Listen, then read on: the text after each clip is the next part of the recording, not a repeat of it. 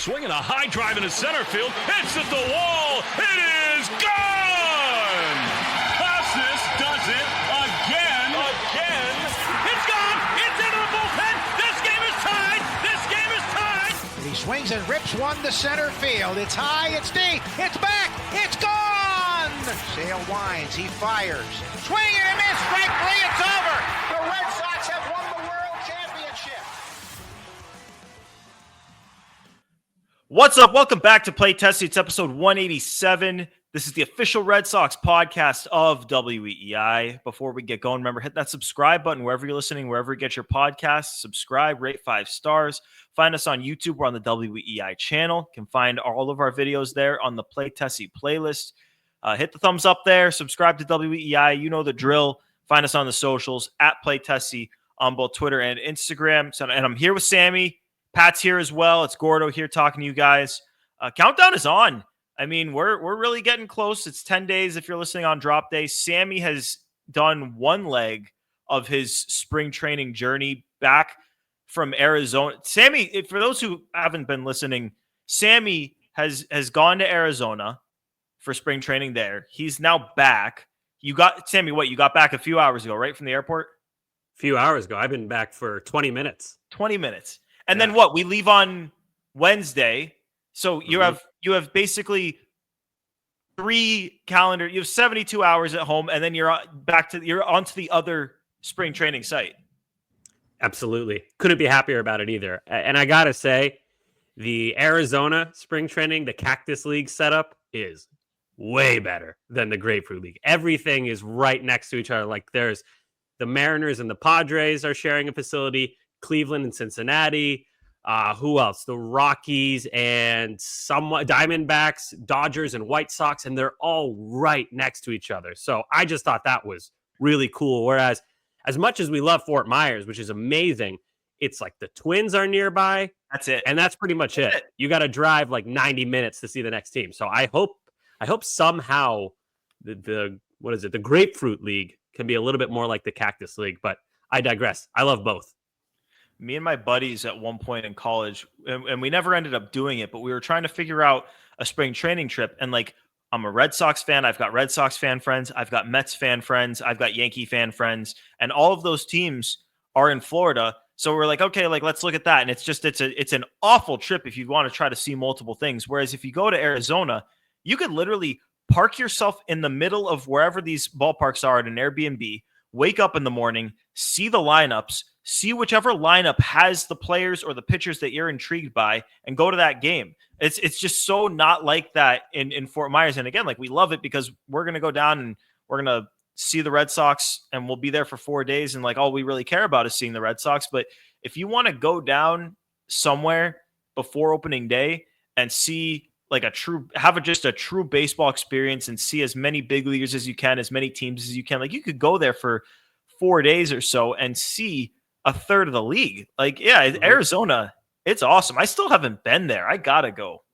Dude, it's great. But of course, just my luck, the one time I go, it is cold and raining in Arizona. And everyone there was like, dude, this never happens. This is crazy. You got so unlucky. But, you know, us New England guys, it wasn't too bad. Just threw on a hoodie. And the breakout game, very cool, because the way they structured it, this was at Cleveland, Seattle at Cleveland. If you got tickets for the day game, you could then stay for the night game, and it was kind of open seating. But if you had that seat from the earlier game, you get like first right of refusal, whatever. But the crowd was tiny for that breakout game. So I got to move up super close, got to see like Travis Bazzana, the number 1 overall draft pick, who just reminded me a lot of a left-handed swinging Dustin Pedroia. Really impressive. Got to see, bear with me on this one, Jurangelo Shinte from Curacao, the switch pitcher. Oh, that was so cool. And it's not like Pat Venditti, who was cool as well. He was also a switch pitcher. But this kid is throwing gas from the right side, and then he's also low 90s from the left side. So Venditti was more kind of a junk baller, which still I don't want to take away. He wasn't that good. I saw him in person once. It was cool. Don't get me wrong, but like this guy actually has he has good shot to be good. Yeah, and we gotta swear inside that 5 minute. seconds. 5 seconds. I was 5 seconds early. Oh, we gotta. I didn't say it. I didn't say it. Yeah. If you're listening, we the YouTube algorithm does not like swears within the first 5 minutes, so that's why we always keep it clean, and then we go caught it. fucking nuts after that. Hey. But this kid, Durangelo, just such a cool thing to see. He was really impressive. I'm going through all these possibilities of maybe he starts as a righty because he's better right-handed, and then he could come out of the bullpen as a lefty, and then Seattle can carry an extra bat or an extra arm, and it's just such an interesting kind of, a unique kind of player. Awesome to see that. Got to see, who else did we see? Colt Emerson, Cole Young. We saw Tugboat, that guy. I don't know if you know about Tugboat, this lovable prospect from Cleveland. Just lots of cool characters we got to see. So if you get a chance to go to a breakout game next spring training, highly recommend it.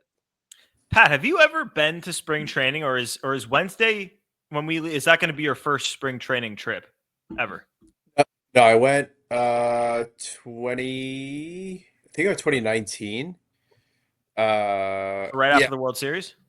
Right after the World Series. Yeah, I went 2019, and we had like a family friend who was pretty high up in the front office. We got to park in like the players' lot and all that stuff. I will never forget this as long as I live. We were walking from the players' lot, and there were two players walking right in front of us. I said, "Oh my God, that is Jay Groom." Started freaking out. I'm like, "Oh, that's just some bum next to him." It was Tanner Houck. Whoops.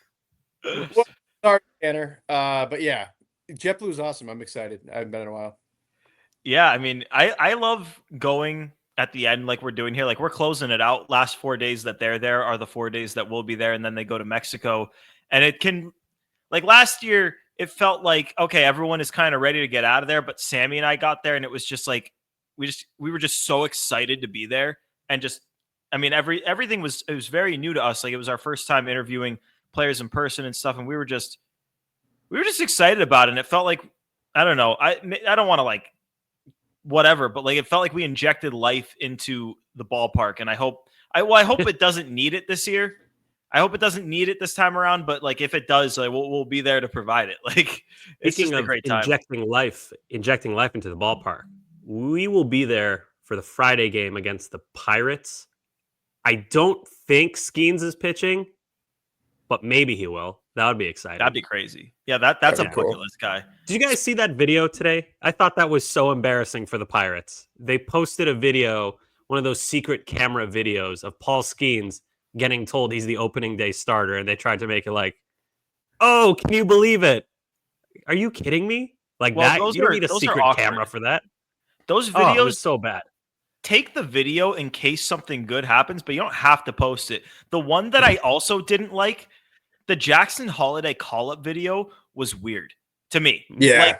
Like that guy, he's like, and you're going to call your dad, and you're going to thank him, and they're going to tell him that to meet you in Boston because you're making your debut.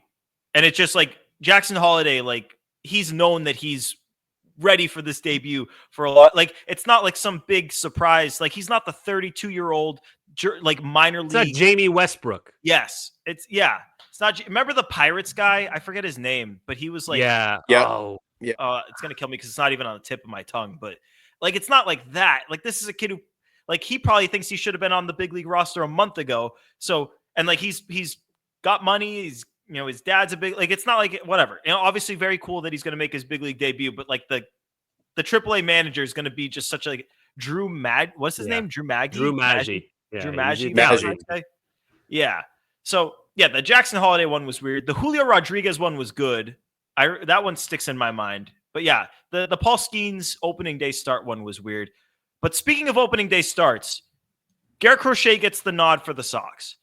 And the graphic, like the graphic next to the Corey Kluber graphic is spectacular. It's just literally 2 years difference. And I just realized I say literally too much. So call me out from here on out if I say it. Okay? If I say the word literally. Because it's a bad problem I have. But yeah, the Corey Kluber with the flags of 2023 opening day starter Corey Kluber, and then Crochet wearing the jacket. It's like, all right, we're ready to go now. Like, we're here. Garrett Crochet is going to start opening day. I almost did it again. He shoved in today's spring training game, 7 Ks across 4 innings. I mean, it's just he's just an absolute monster. Well deserving of the start. He's the best pitcher on the team. He is really creeping up there in odds behind Skubal for American League Cy Young favorite. I think he's plus 370 and Skubal is plus 350. So I'm excited for him. It's not his first opening day start because he got it for the White Sox because he had no competition for it. But yeah, I mean, one of the best pitchers in baseball will be pitching on opening day for the Red Sox against the Rangers in Texas against old friend Nate Eovaldi. And man, I mean, we're getting on single digits. When you wake up tomorrow morning, it'll be single digits. So I'm excited. You know, I said, I think it was an episode or two ago, I said I want Tanner Houck to get the opening day start, not because he's better than Crochet, but because he's been here in Boston and it would be a nice nod to him just to give him the opening day start. He's never had one. But then I saw that graphic today, the Crochet graphic, and in my head, I'm immediately just, never mind. I take it back.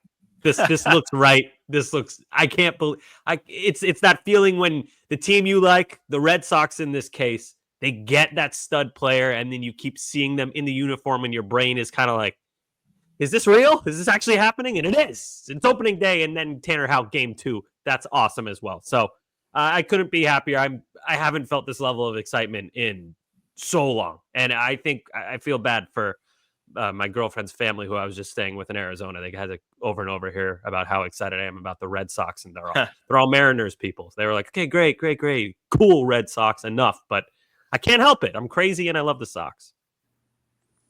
Yeah, dude, it's nice because you had 2 guys who, like, you wouldn't be mad at either of them starting. Houck, been here, all-star last year, great year last year. Crochet, arguably a top 5-7 pitcher in the league. Like, those are 2 guys that you don't really bat an eye if either of them are your starter. Compare that to the Kluber year, dude. Things are feeling pretty good. I'm excited. And you know what I remember, like, vividly? I vividly remember that Kluber start, before the game started, they did the thing where the cameraman crouches down behind Kluber and does a circular view, kind of comes around towards the front so you can see him pitching from all angles, and it just had no juice. It did not fire me up at all. He was throwing 91 miles an hour. He had already started declining. I was coping so hard, being like, he's still got something left. He's a pitcher. He's not a thrower. No, it was awful. I'm glad we don't have to cope anymore. That's hopefully over for a long time. I was at that opening day, and Adley Rutschman, it was freezing. Adley Rutschman had 5 hits. He had at least 1 homer. It might have been 2. Yeah, his first at bat. It was 2-0, 2 batters into the game, right? Yeah, and the Sox they stormed back at the end and almost won. And then it was either the next game or 2 games after that. I think it was the next game where, I think it was the next game where they came back in the 9th, and then Adam Duvall hit the walk-off home run. Actually, that might have been the 3rd game. I don't know. Whatever. That was the first light show. It was a lot of coke. First light show at Fenway, right? Was the Duvall? I don't know, but yeah, that was. Yeah, I remember that. It was like someone got on, first batter got on against Kluber, and then Adley just hits a missile down the line, just gets out 2-0, and season. No more. That was basically not happening. That's not happening in Texas. Nope. At least they let us know what was coming. That was very much like, yep, this is what the whole season's going to be like. So get used to it. Yeah, and Sammy, to back up to your point about Houck, it was good, and I'm glad that it got clarified and that Cora said something about it because Houck does deserve a lot of respect for, he was the Red Sox all-star starting pitcher last year, and he's not getting the opening day start. And obviously, we all agree Garrett Crochet is one of the elite arms in the game. He is the best pitcher on the Red Sox, and that alone is deserving of an opening day start. But that said, that doesn't mean that Houck being your guy last year, the best pitcher you had last year, and basically earning the opening day start last year, should get ignored.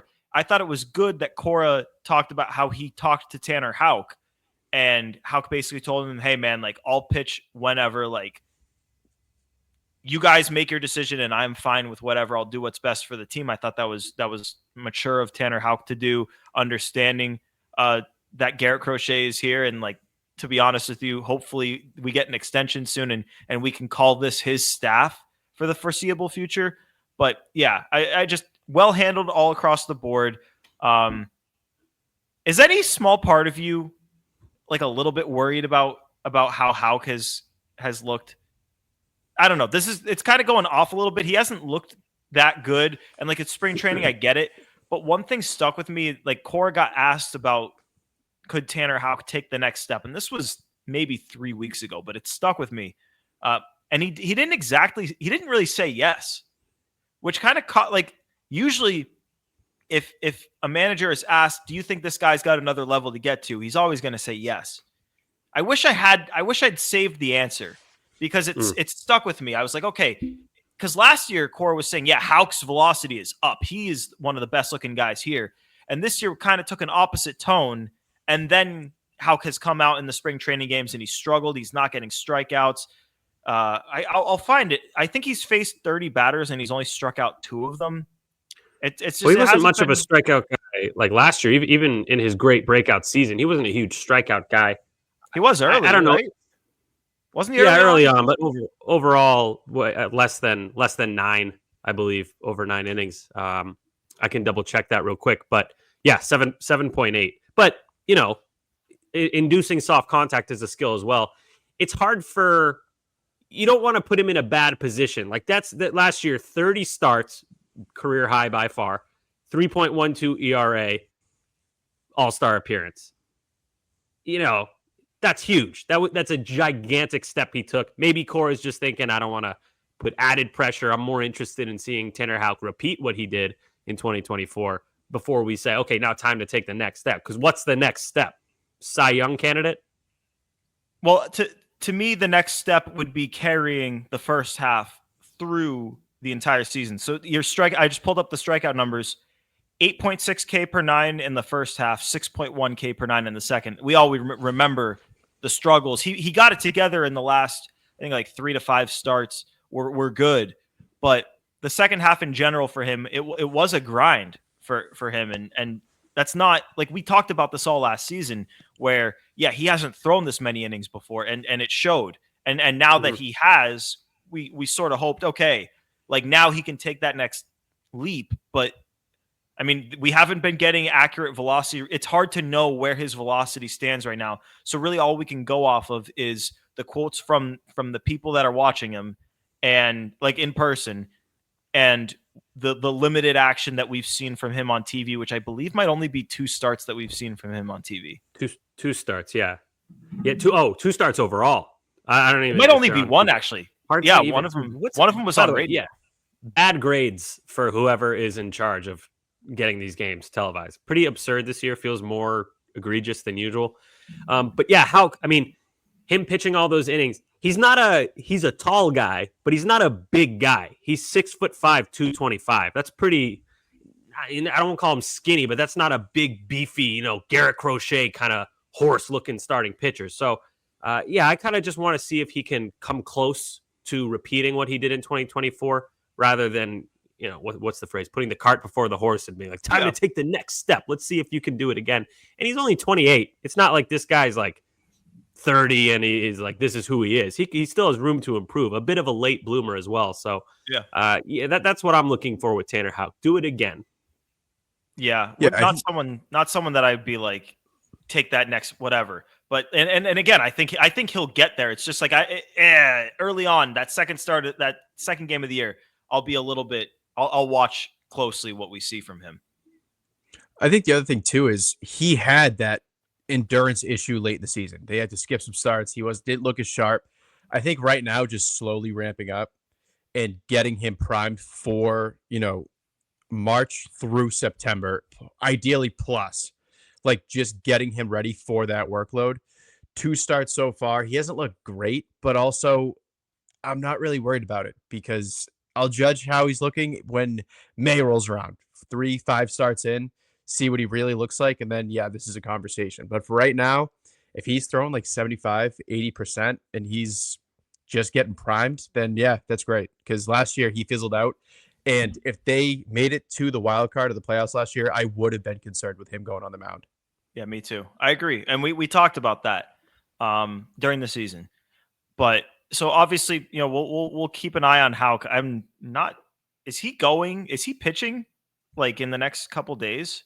Because Crochet went today. Has to be. I mean, he's going on drop day. Okay. He'll throw tomorrow for us today if you're listening. But okay, for the back part of the rotation though. So Cora announced the first. I love this. We're getting close enough to opening day where we're getting announcements. The first 5 in the lineup: Duran, Devers, Bregman, Casas, Story. It's exactly how I would do it. And the first 3 in the rotation: Crochet, Houck, Buehler. That's exactly how I would do it considering the injuries. The question I'll ask you guys: Cora named 4 guys competing for those final 2 rotation spots. Richard Fitz, who has been lights out all spring. Quinn Priester, who's had a really good spring until Saturday's outing where he really struggled. I think he gave up 9 walks and hits combined in 2 2/3 innings. Then you've got Cooper Criswell and you've got Sean Newcomb, who I don't think we've really discussed him at all, but I mean, he's put himself in this conversation. Sub-1 ERA, 4 spotless innings. I think just 1 hit allowed in his last start. I mean, he's been terrific. A guy who's had legitimate big league success in the past with the Braves. It's been a while from Brockton and went to Middleborough. Like, so guy from around here. Certainly would not have been in the conversation if we were having this discussion 2 weeks ago, but he's put himself in there. But the question I have for you guys is, what would your final 2 guys be? Is it as simple as Fitz and Priester, or are you considering Criswell and Newcomb for those spots? Fitz is kind of a no-brainer. He's looked outstanding. So I'm going with him. That second spot is really hard. I probably wouldn't do Newcomb just because I gotta see more from him. He's been really, really drastically up and down over his career to the point of being an all-star at one point and then completely falling off the map, and now he's resurfacing. So him I'd like to see get a little more run in AAA. Criswell, I feel like you kind of know what you're getting with him. A lot of this answer is going to depend on how Priester looks in his final outing. I don't mind if the guy's getting hit around a bit, but walking guys is a little bit, don't love that. So right now, I think my answer to your question, Gordo, is I'd go Fitz, no-brainer, and then maybe just throw that a few spot starts to Cooper Criswell early on.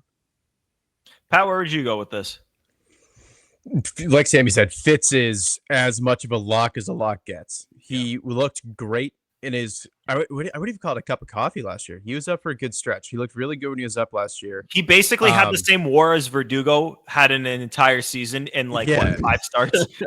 Yeah. So he looked good at the tail end of last year, comes into camp, added velo, which is crazy because his big thing was he was a pitch to contact, didn't really have much strikeout stuff. That velo plays big time.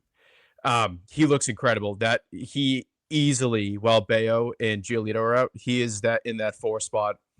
The 5 spot, Newcomb's looked really good. I don't really love the idea of tinkering with Criswell again, like stretching him out and then putting him in the back of the pen. And then I would just prefer him be that kind of middle reliever that can kind of go up and down. I would lean Priester. Aside from his last start, I think Priester's actually looked really good. That's kind of where I'm at. But at the same time, if they wanted Criswell because he was up last year, he has experience. I get it. I would just lean Priester over Criswell right now.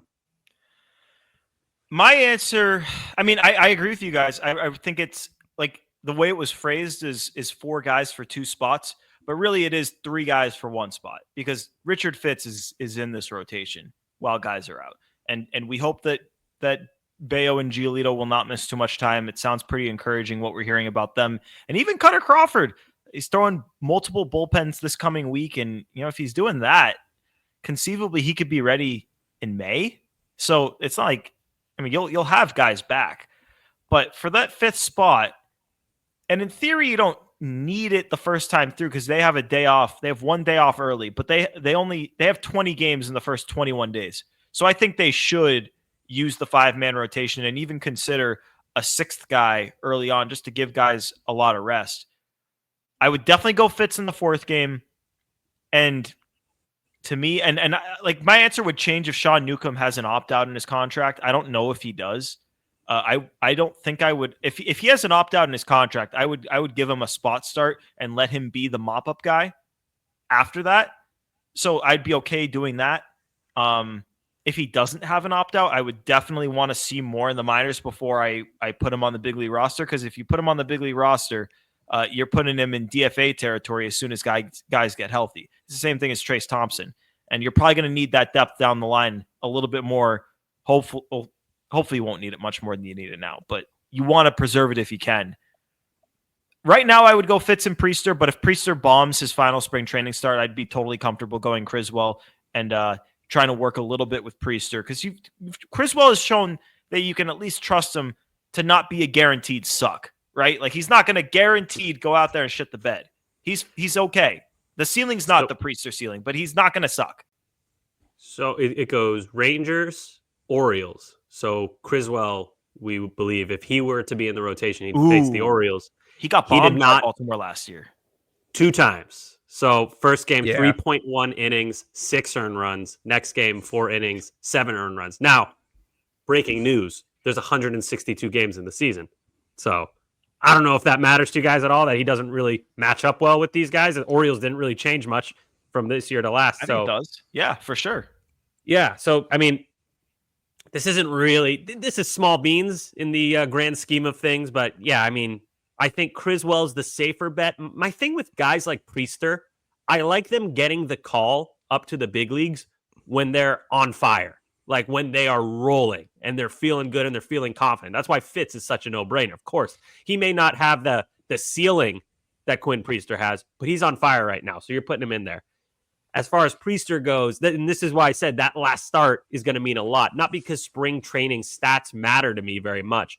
It's just a vibe thing. If he's rolling, I'm changing my answer right now to Priester. Yeah. But Criswell, he's probably not in the long-term plans. So if it's kind of like, I'm not sure, just go out there, Coop. Let's see what you got. Give us 4 innings. Keep it a close game. We'll go from there.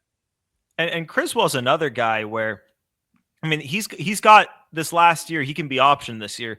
So again, like if Sean Newcomb's got an opt-out in there, that it would change my answer a little bit. But you could conceivably have Criswell on the roster, give him a start, maybe 2, and then he sticks around as your mop-up guy. Because that's one thing, like, we always put together these bullpen projections, and like we pick the X amount of the 8 best relievers. But that's really not the way it works. Like Chase Anderson was on the team for how many months last year? And there were guys in the minors that were obviously better than Chase Anderson.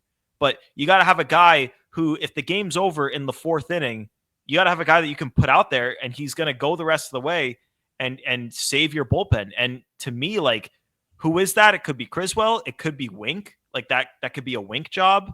It could be Newcomb.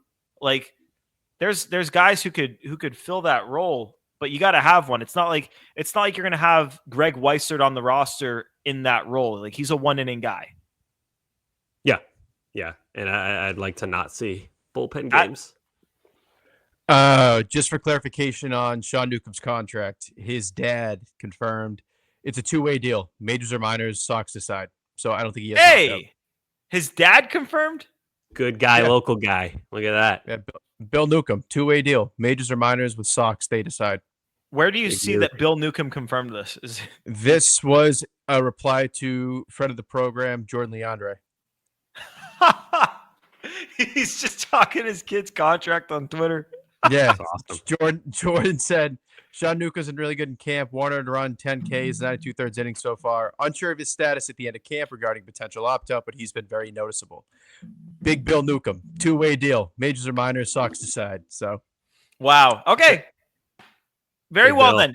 Very, very well then. As good as Sean Newcomb has been this spring, that'll sway my mind, right? Like I want to see it in the minors a little bit before I give that shot to a guy who hasn't really had much success as a starter since 2018?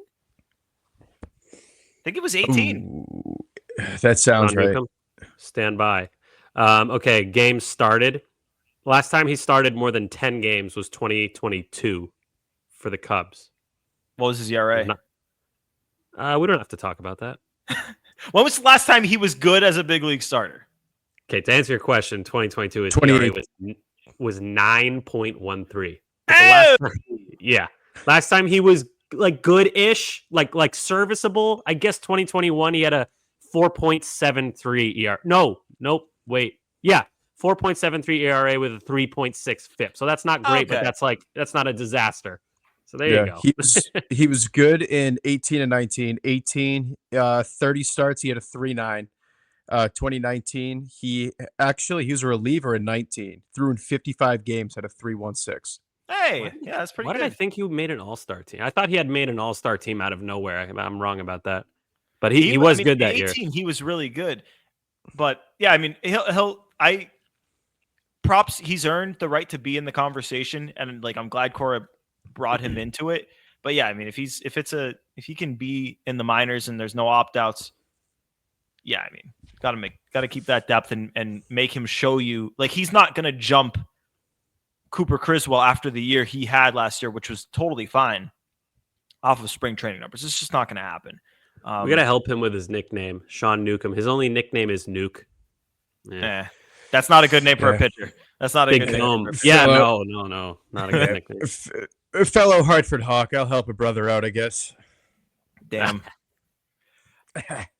All right, let's. I know we're running on time. We're getting notes. We got Devers stuff. There's been a lot that's happened since our last time, talking about this story. In fact, the last time we talked about this story, we were talking about how he hadn't played in spring games.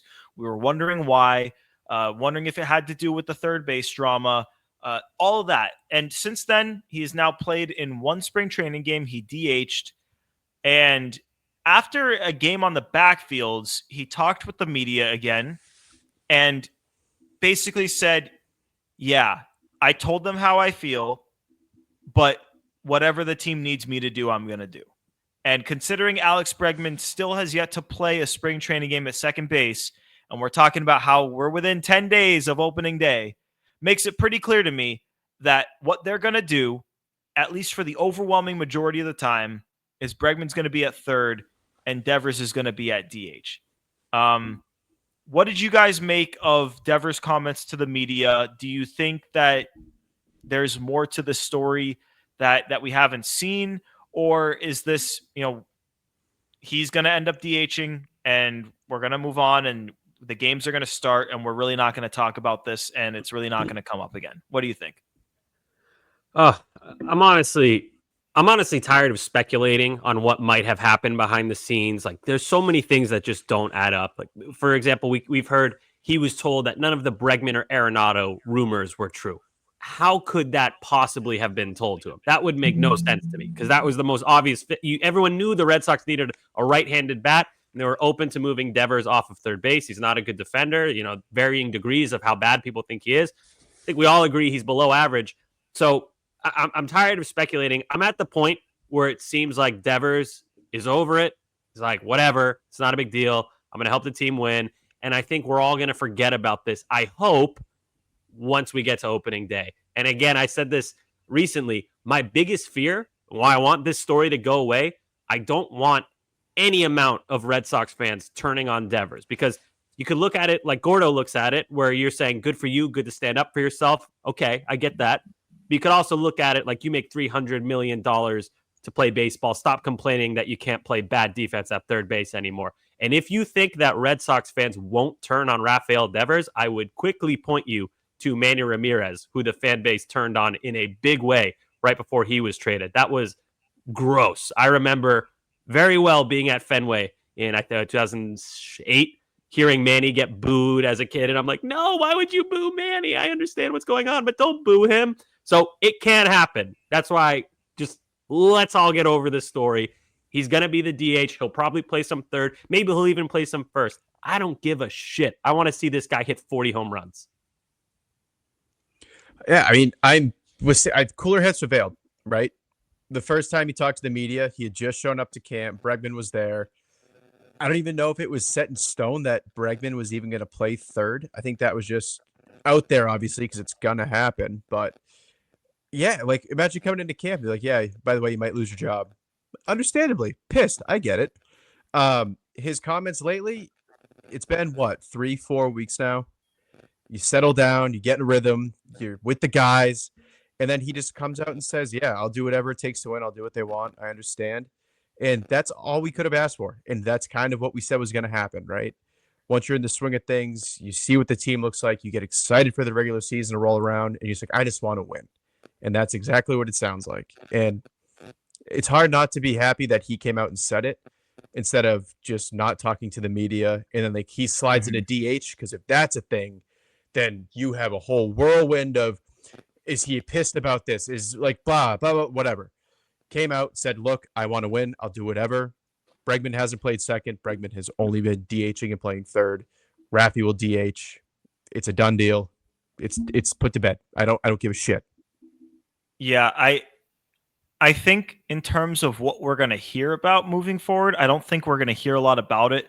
I think it's going to be a story. They're going to release the opening day lineup. Devers is going to be in there as the DH, and people are going to take note and be like, "Oh, there it is!" Like, "Oh, there it is." And then they'll ask Cora about it after the game, and he'll say, "We talked to Raffy about it.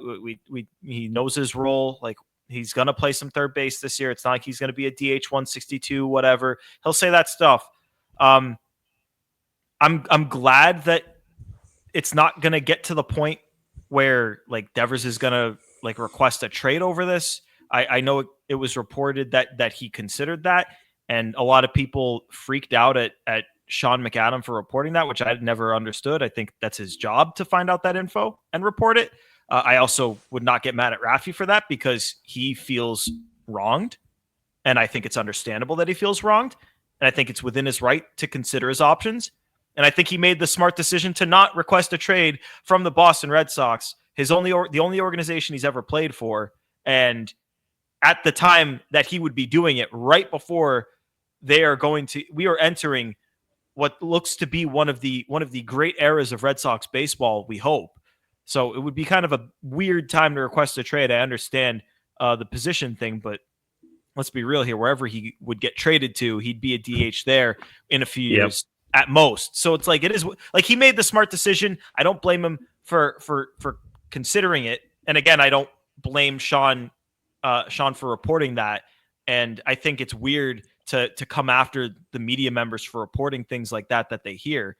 But the one thing that I will say, because I don't think that we're going to hear a ton about this moving forward, but to me, I do think it's going to linger around a little bit behind closed doors. And Raffy is not a very public guy, so I don't know that it's going to get out. We'll see if it does. But I watched this video and shout out Twitter user @masterflip_. Basically he spoke over the Devers media availability. And basically, if you read the articles and you listen to what the translator said, it sounded like Devers is like, you know what? Like, I told them my piece, but I'm over it, and I'm going to do what's best for the team. This guy talking over it, and like, I'm not fluent in Spanish, so like, take it for what it's worth. I have no idea. But he makes it seem like Devers' tone is actually, yeah, I told them how I feel. I can't really say how I feel here because it's going to get twisted around on me and it's going to sound combative. So I'm going to keep it in-house. They know how I feel. I've told them that. We've had the conversations behind closed doors. At this point, like, what else can I do besides do whatever they say?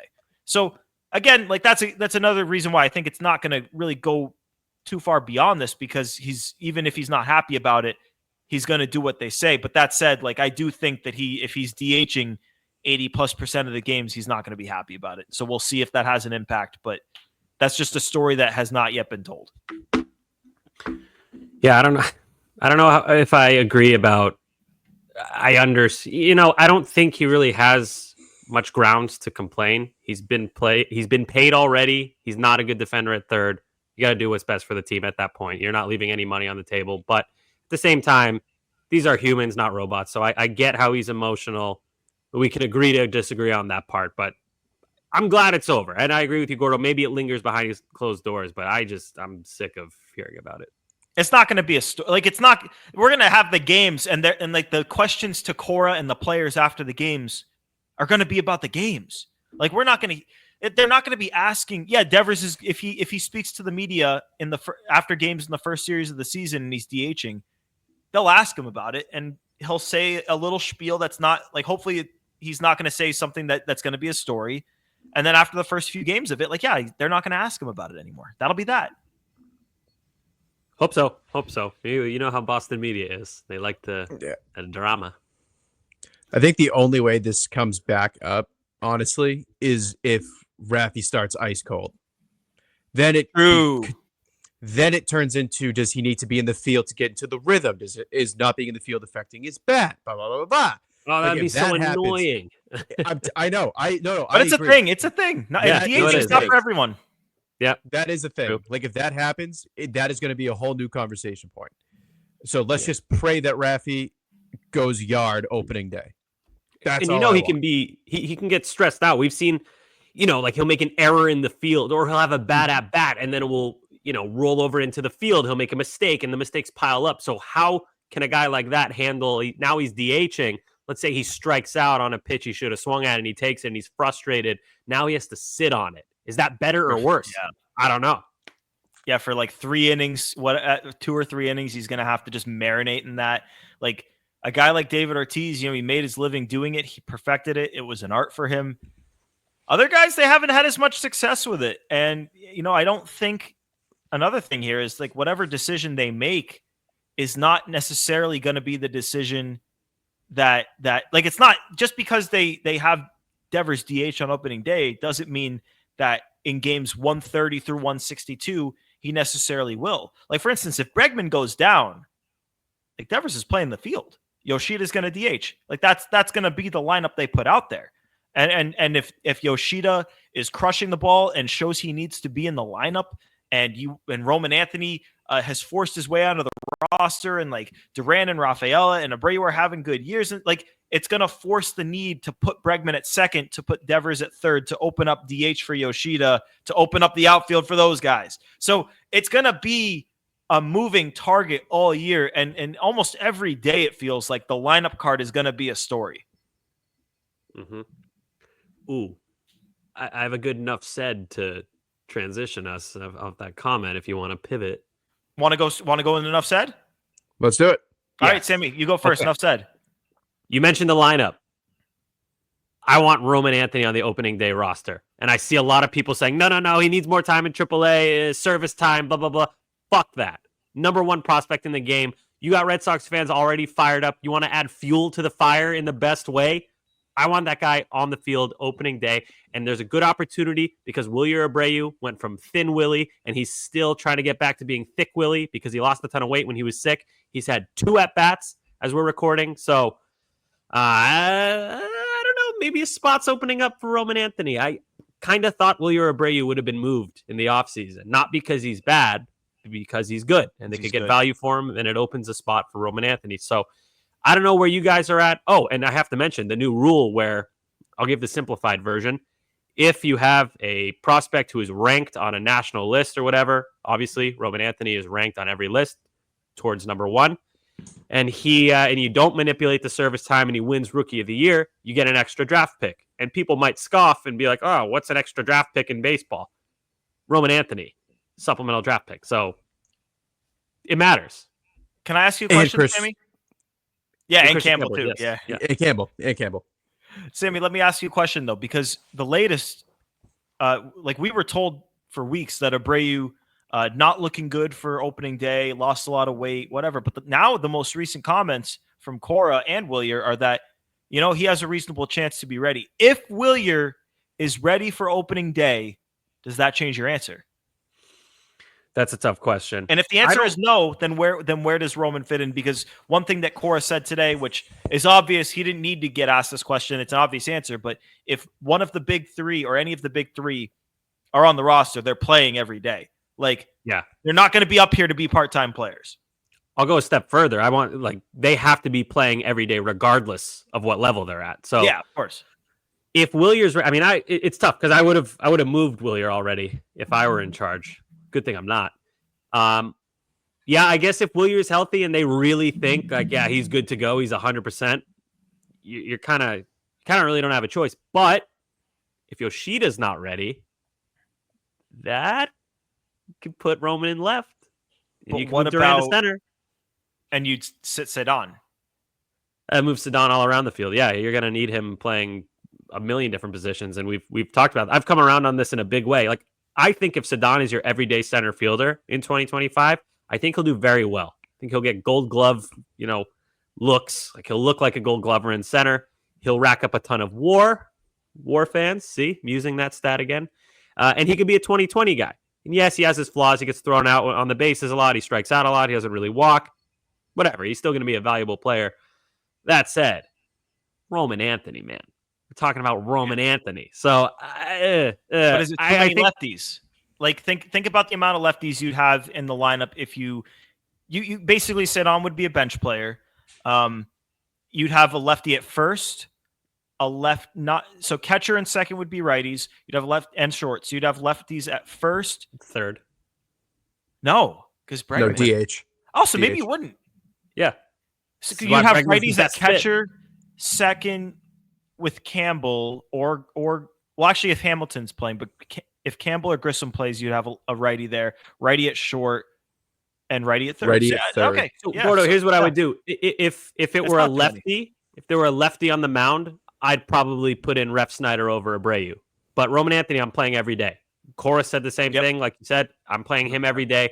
That's why Ref Snyder's a good piece on this team. So I even if Willier's healthy, I think then I just move Zidane to that utility role. I really want to see him make the team. I think vibes-wise, that would go a long way. To be like, Yeah. look, he's ready. This is the number one prospect. We've been touting him for months on end. For months. And he's starting the season on opening day. We weren't pulling the wool over your eyes, Red Sox fans. He's really that good. And he's ready. Here you go. He's put together such mature at bats. Like, even in today's game, there were so many close pitches, and if they're off the plate and he takes them, and he can draw a walk, and he's 20, but he puts together the at bat of like an 8 to 10 year vet who's finally learned the strike zone.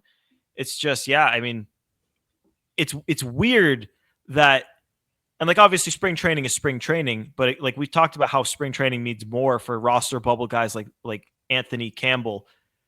Wouldn't it be a little bit weird with how they've looked to this point if Campbell makes the roster and Anthony doesn't? Like, I understand fit wise, like they need a guy to play second base, they need righties for the lineup, but like Anthony's just looked so motherfucking good. Like, Yeah, no, I think you answered your question. It would look weird, but it would be a roster fit thing. Pat, what would you do if let's say Abreu is healthy and is on the roster? What would you do? I would give him a stretch in AAA. And it's not because I don't think he isn't ready. I just get super... Jackson Holiday is what keeps coming to my head.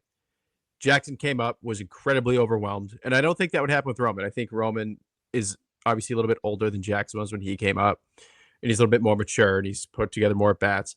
But a little extra seasoning in AAA for like 3 weeks, like just carry over the strong spring training into AAA, like maintain it, improve it, whatever. And then at that point, okay, you played enough good baseball for X amount of games, this good stretch. Now is time.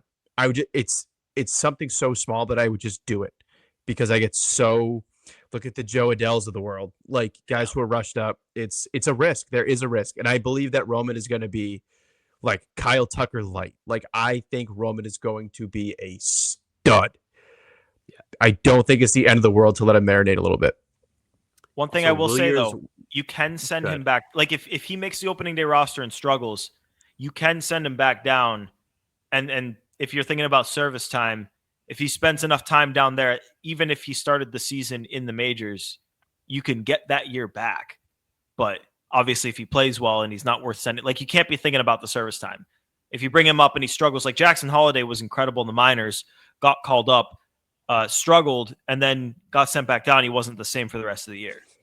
You really just never know. It's so hard with prospects. They could be looking amazing and then just flop at the major league level. Also worth noting, Willier Abreu's wife just gave birth to twins, so maybe he gets double bonus dad strength. I know he was already a dad, but now 3. So worth considering. That's advanced analytics for you. Yep.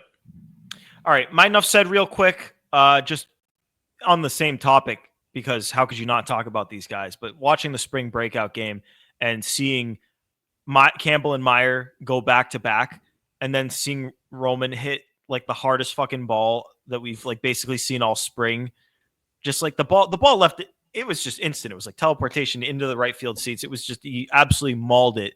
All three of those guys hitting home runs in the spring breakout game kind of felt like it was like the prophecy, and like, hey, just so you know, like 29 other teams, this is what's fucking coming.